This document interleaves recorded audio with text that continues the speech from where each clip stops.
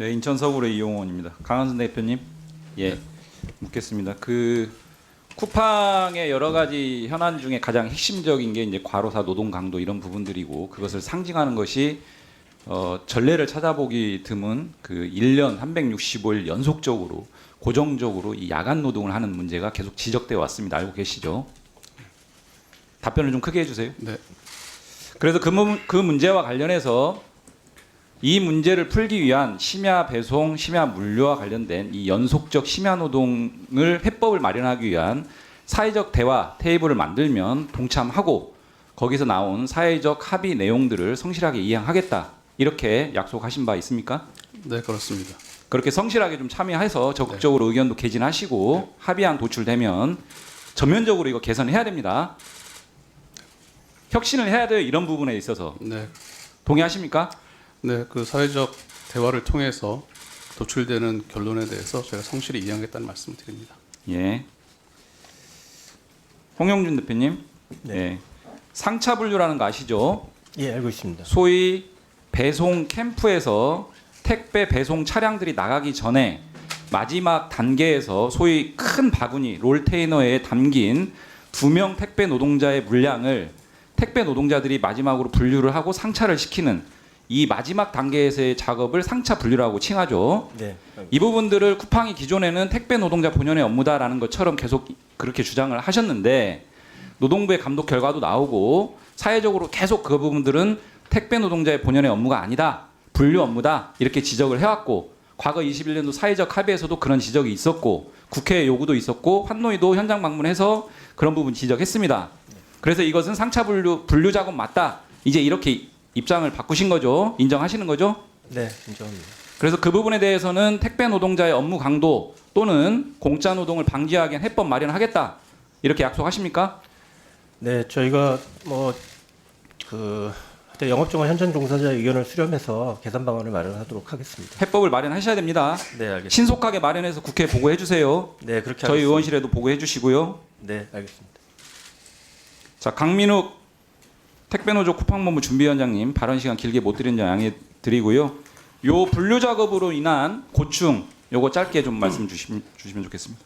네. 어느 정도의 시간도 소요되는지도요. 하루 저희 실태조사 결과 하루 3시간 24분을 소요하는 걸로 알고 있고요. 대부분 6일 근무를 한다고 했을 때 20시간 가까운 노동을 공짜로 하고 있는 것으로 드러났습니다. 이미 배송 나가기 전에 이 분류 작업을 하는 것 때문에 녹초가 되고 있고요.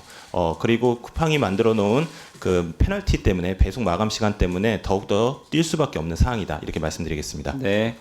말씀 주신 것처럼 타 택배사와 같은 경우 21년도에 이 부분을 택배 노동자의 작업에서 배제하는 그런 사회적 합의가 있었습니다. 이제 그런 부분들을 고려해서 쿠팡이 이런 부분들을 인정했고 해결책을 마련하겠다. 이 지점은 다행인데 신속한 실효적인 해결책 꼭 마련하셔야 됩니다. 대표님. 네, 그렇게 하겠습니다. 예. 들어가 주시고요. 자, 입차 제한과 관련해서요. 홍영주 대표님 다시 묻겠습니다. 송정현 지회장, 이송범 부지회장, 쿠팡 일산지회, 쿠팡 택배노조 일산지회 이 두 분 아시죠? 네, 알고 있습니다. 과거 1년 반쯤 전에 소위 쿠팡 캠프, 그러니까 쿠팡 그 건물 캠프 내에서 한 20여 분 정도 동료들과 인사하고 유인물 나눠주는 이런 것들 때문에 차량 입차 제한을 했어요. 그럼으로 인해서 사실상 입차 제한을 하면 택배 업무 못하니까 생계가 박탈되는 거고요. 1년 반 동안 이 상황이 지속이 됐습니다. 작년 말에 이 부분에 대해서 대법원이 그런 부분들은 쿠팡과 직접 계약 관계는 없지만 쿠팡 사업장 내에서 일정하게 조합 활동 가능하다. 입차 제한과 앱 사용 금지 조치는 부당하다. 이런 판결 내용 알고 계시죠? 네, 알고 있습니다. 1년 반 동안 생계가 끊겼습니다. 이런 부당한 조치로 노동 3권이 침해가 됐고요. 당사자분 나와 계십니까 오늘? 네. 부지회장님은 안 계신가요? 네.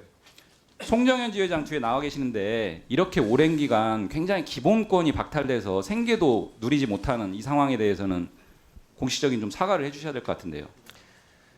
네, 저희가 이제 대법원 결정의 취지는 존중하고 결과적으로 저희 입차 제한 때문에 장기간 피해를 본 부분에 대해서는 굉장히 유감스럽게 생각하고 이 부분에 대해서는 현실적으로 피해를 본 부분에 대해서 좀 보상을 지원하겠습니다. 네.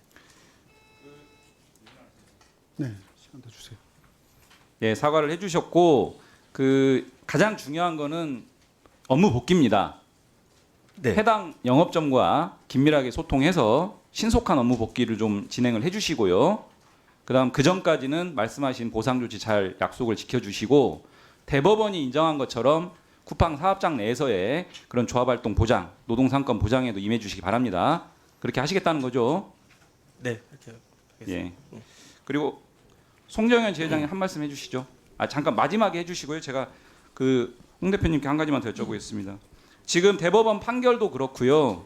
21년도부터 이건 쿠팡 CFS 정종철 대표님 같은데요. 쿠팡 CFS의 노조와 교섭을 21년부터 요구했는데 약 50여 차례 교섭이 진행됐지만 아무런 임금 협약이나 단체 협약이 체결되지 않고 있습니다. 대한민국의 어떤 사업장에서 이렇게 3년 이상 4년 가까이 아무런 진전이 없는 교섭 행태가 있는지 저는 굉장히 놀랐고요. 이 부분 적극적으로 임하셔가지고 풀어야 됩니다. 노조를 부정하는 사업장 사용자가 아니라면 적극적으로 나서서 풀어야 됩니다. 네, 됐습니다. 하시겠습니까? 네, 네. 잠깐만요. 삼성과 같은 무노조 경영을 표방하는 사업장이 아니라면 노조를 부정하거나 반노조적인 행태 이런 부분 지적받고 있는 지점들 해결해 주셔야 돼요. 네, 네, 알겠습니다. 네, 송정현